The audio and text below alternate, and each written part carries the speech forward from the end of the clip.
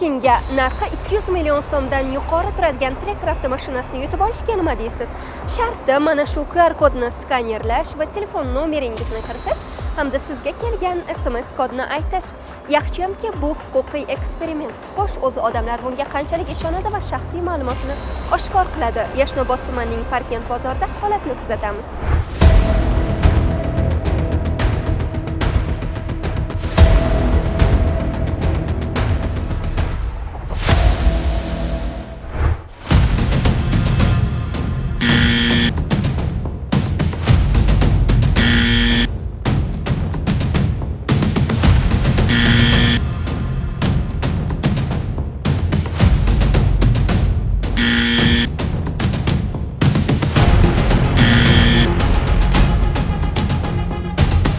Tekin mashina ishtiyoqida bo'lganlar soni kam bo'lmadi. Yosh bolalardan tortib, nafaqa yoshiga yetganlargacha. Bir raqam tanladingiz, tabriklaymiz. Yetdingiz deyapti. Nima bitta bir bilan bosganimga chiqib ketdimi? Ketdingmi? Omadingiz bor ekan. 93lik. Ma'mul bosamanmi? Ay jo'nating. Esimisa? Ha.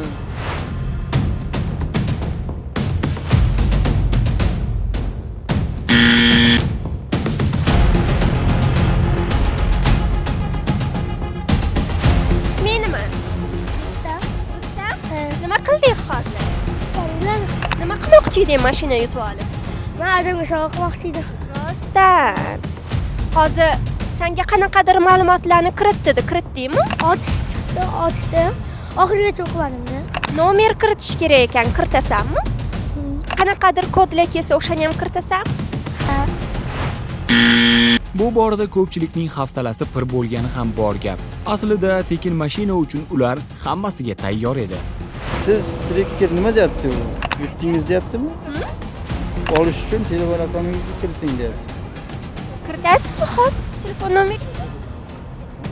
Kod keladi, shuni tasdiqlash kerak. Kodni kiritdingizmi? Kiritdim. Agar SMS kod kelsa kiritasizmi? Qani kelsa kiritaman-a? Yo, nomer nimani tashlash kerakmi yo? Ha, nomeringizni kiritishingiz kerak, ma'lumotlaringizni. Hozir kiritishga tayyormisiz? Kiriting. Qizil tasmali mashinaga erishish bunchalar oson emasligini anglaganlar va shubha ostida qaraganlar ham bo'lmadi emas. Lekin nafs baribir ustunlik qildi. Men skanerladim. Siz yutdingiz deyishdi. Qolandimda bu narsaga. Keyin sizga SMS kod keladi deyishdi-da. Siz SMS kodni kiritdingizmi yoki yo'q? Kiritmadim. Kiritishdan oldin men sirazi o'zim real o'yladim-da. Buni hozir kiritsam shaxsga doir ma'lumotlarim ochiqlanib ketmasligi uchun men kiritmadim. Kimki eksperimentda qatnashgan bo'lsa, mana bu yozuvlarni o'qishi bilan kayfiyati tushib ketdi. Yaxshiyamki, bu shunchaki Adliya vazirligining huquqiy eksperimenti edi. Bu eksperiment edi. Siz hech narsa yutmadingiz. Agar siz haqiqiy firibgarlik bo'lganda, telefon raqamingizni o'g'irlangan bo'lardi. Ha, ajoyib. Ogoh bo'ling, qarang. Hozir kiberjinoyatchilik rivojlanayotgan paytda hech qachon shaxsiy ma'lumotlaringizni, raqamingizga kelgan kodni hech kimga bermang. Bermaslik kerak, ha? Rostdan mashina yutib oldim deb o'yladingizmi? Yo'q. Nima unda telefon nomeringizni kiritdingiz? Ha, endi omad sinov ko'rilyapti-da. Agar bizning o'rnimizda mashinachilar bo'lganda, siz nomeringizni kiritdingiz, kartangizda qanchadir pul bo'lsa, o'sha pullarni yechib olganda nima qilardingiz? O'zi kartada pul saqlamayman-da. Mashinani yutib olmoqchimidingiz? Ha, yutmoqchi edim. Endi qiziqish bilan o'ynadik. Bo'lmadi u ham. Bu bizning qopqonimiz aslida. Maqsadimiz odamlarning huquqiy ongini rivojlantirish. Kerakli joyga kirish kerak, keraksiz joyga kirmaslik kerak. Shuni tushundim. Aniq raqamlar shuni ko'rsatadiki, tajribada 100 nafardan ortiq fuqarolar ishtirok etdi. Ulardan 52 nafari QR kodni skaner qilib ko'rgan. Skanerlaganlarning 65% telefon raqamini kiritish bosqichigacha yetib bordi. 30 nafari esa kodni hech kimga bermang degan ogohlantirishlarga qaramay, tasdiqlash kodini kiritib yuborgan va natijada aldanganlar ro'yxatiga tushib qoldi. Oxir-oqibat ularning olgan xulosasi mana shunday bo'ldi. Bitta narsani aniq aytaman.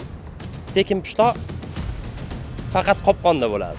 Esda tuting, tanimagan QR kodlarni skanerlamang, telefon raqamingizni hech kimga bermang. Sizga keladigan SMS kodlarni hech qayerga kiritmang. Eng asosiysi, bepul sovg'a va'dalariga umuman ishonmang.